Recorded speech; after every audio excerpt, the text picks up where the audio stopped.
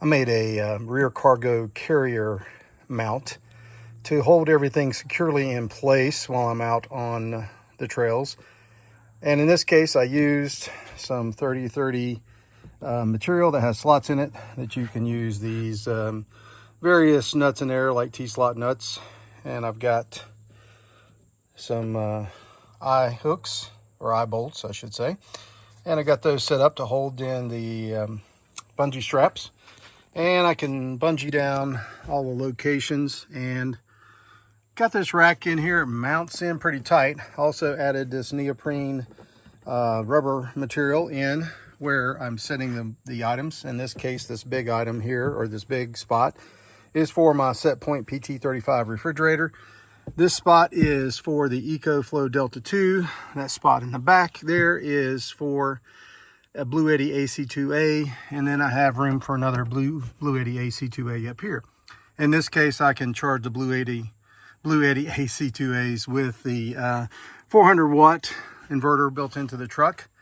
I can't use that to charge up the EcoFlow Delta 2 because the sine wave coming out of the inverter must not be good enough for the EcoFlow Delta 2 to accept. But I do have the EcoFlow alternator charger, which you've seen in an earlier video, that works really well to charge up that Delta 2 at a very fast pace at 800 watts.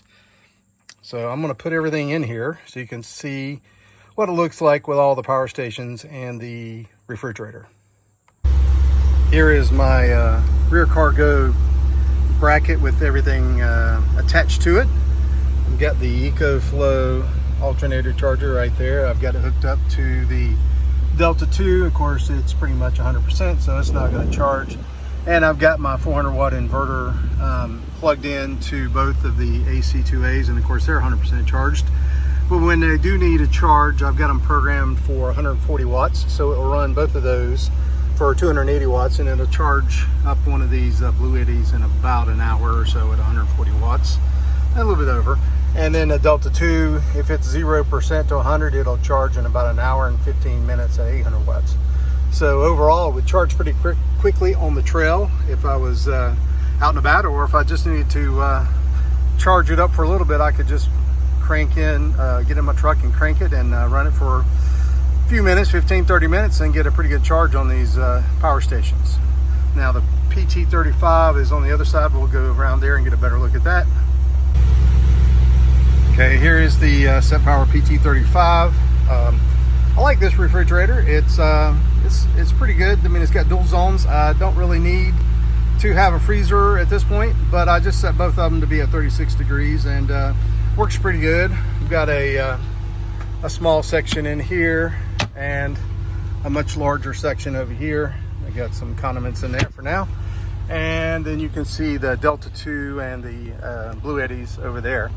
So everything stays well locked in. Before I had this rear cargo aluminum bracket mount, I would strap these components in using these nice threaded rods that I made earlier, and you can see a video on that, and they would move around a little bit.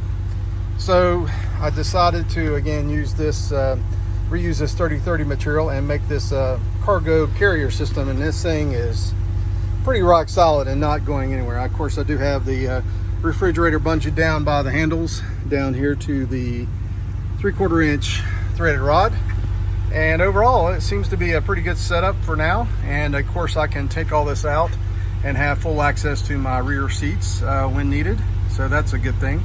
At any rate, thanks for watching, and see you out on the trails.